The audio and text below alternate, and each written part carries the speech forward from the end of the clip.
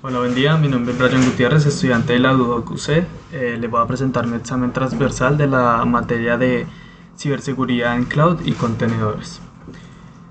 Les voy a mostrar cómo implementamos la seguridad en una instancia de S2, gestionamos un bucket de S3 y desplegamos contenedores Docker para aplicaciones críticas. Esto nos asegura un acceso controlado y buenas prácticas de seguridad.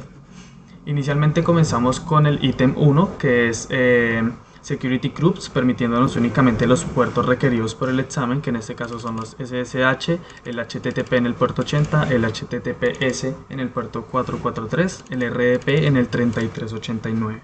Como podemos ver en la imagen, le puse un nombre que tuviera que ver con mis dos apellidos y con el grupo de seguridad, que inicialmente sería el SecGroup. Podemos ver que activamos en este lado los tipos y los puertos y qué protocolos iban a usar y los intervalos de los puertos que iban a tener. Esto a nosotros nos garantiza una comunicación interna dentro de la VPC que nosotros vamos a montar, ¿vale?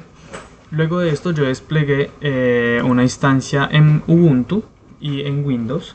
En Ubuntu con los parámetros de tipo T3 Large, un disco de 8 GB y un grupo de seguridad previamente configurado, también que se ajustó al hostname desde la consola para mantener un identificador claro en el servidor. ¿Qué quiere decir esto? Que cuando monté la instancia de Ubuntu va a tener una referencia con mi apellido y a qué le pertenece, y lo mismo pasaría con Windows, que no lo voy a conectar desde la web, sino que lo voy a conectar con un RDP. Con esto generamos unos nombres más dicientes para poderlo localizar más adelante, más brevemente. Luego de esto realicé la conexión por SSH y verifiqué que el servicio de Apache 2 estuviera instalado y activo. Aquí yo utilicé los comandos de hostnamectl y systemctl status de Apache 2 para confirmar su funcionamiento. Podemos ver en la imagen que yo accedí, hice la conexión por medio de SSH, todo salió bien, acá me dice bienvenido a Ubuntu, y adicional a esto yo quise realizar una prueba y un grupo de seguridad para que no pudiéramos acceder desde afuera tan fácilmente. Posteriormente a esto configuré la UFW en el firewall interno del servicio, donde permití el acceso por OpenSSH, habilité los puertos 80 y los puertos 443 para el tráfico web y finalmente activé el firewall asegurándonos que las reglas estuvieran aplicadas correctamente. Esto con cada uno de los comandos que podemos ver en la imagen. Ejecutamos este comando, todo nos sale bien, ejecutamos luego este comando, todo nos sale bien, y acá activamos los puertos, el puerto 80 y el 443 como se los mencioné anteriormente. Y acá podemos verificar que el status está en activo y cuáles fueron los puertos que habilitamos anteriormente. Una vez completada la parte de seguridad, quise probar el servicio web accediendo desde el navegador. La página por defecto de Apache carga correctamente, como lo podemos ver en la imagen, que esto nos demuestra que el puerto 80 y el Security Group está configurado correctamente. Acá podemos ver cómo ingresamos desde la URL, que es el HTTP, el puerto HTTP, seguido de la IP del computador. Y si nos cargase, perdón, de la IP del computador, no, sino de la IP donde montamos la instancia de Ubuntu, nos cargó exitosamente el Apache 2 Default Page en Ubuntu y acá nos dice que está trabajando correctamente. Adicional a esto, probamos el ingreso al puerto 3389 por medio de RDP en Windows Server utilizando el puerto 3389. También pude conectarme sin problemas y además probé la conectividad interna entre las instancias usando las IPs privadas. Es decir, para conectarme por medio de escritorio remoto, generé un usuario y una contraseña, en el cual está acá la contraseña, que es alfanumérica con caracteres de manera segura. Esto nos genera un nivel de seguridad en contraseñas para que nos pueda cargar la conexión al escritorio remoto. No sería exitoso esto si no hubiésemos conectado el puerto de la RDP, que es el 3389, para poder ver nuestra interfaz gráfica y conectarnos de manera remota a esta instancia. Luego hicimos la gestión y la seguridad de Amazon desde el bucket. ¿Esto qué quiere decir? Desde el S3, en esta parte de la creación del bucket. Se creó un bucket con el nombre indicado por la evaluación y asignamos una misma región usando la infraestructura. Se desactivó el bloqueo de acceso público para permitir pruebas de acceso controlado según las instrucciones del examen. ¿Esto por qué se hizo? Para poder generar cargue de los documentos o los archivos que el profesor solicitaba en la prueba, como un documento docs, y también adicional a eso una imagen. Para eso se desactivó el ingreso, perdón, se desactivó el bloqueo de acceso público. Activamos el ACL, se habilitaron los ACL del bucket para que nos pueda permitir la configuración de permisos individuales por objeto según las políticas del ejercicio.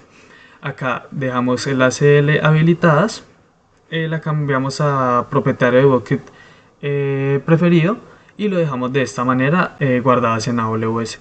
También bloqueamos luego el acceso, el acceso público lo dejamos deshabilitado, verificamos que el bucket tiene el bloqueo en acceso público deshabilitado y permitiendo realizar las pruebas de acceso directo de los objetos. ¿Esto qué quiere decir? Que nosotros constatamos acá en este pantallazo que dejamos el acceso público deshabilitado o desbloqueado en este caso, para poder subir los documentos de S3 de manera exitosa. Se subieron dos documentos de prueba, un documento de archivo Office y una imagen. Ambos objetos se otorgaron permisos de lectura pública mediante ASL que permiten la variación de acceso externo para poderlos abrir en la web. Si nosotros, aunque insertáramos estos documentos en el bucket de S3, pero no le habilitamos el ACL, aunque le demos copiar y pegar a la URL de cada documento, nos va a decir que la conexión no es posible y no nos va a dejar ingresar al documento. Pero si dejamos esto con la validación que nos permite el acceso externo, pues nos va a cargar cuando copiamos y pegamos la URL.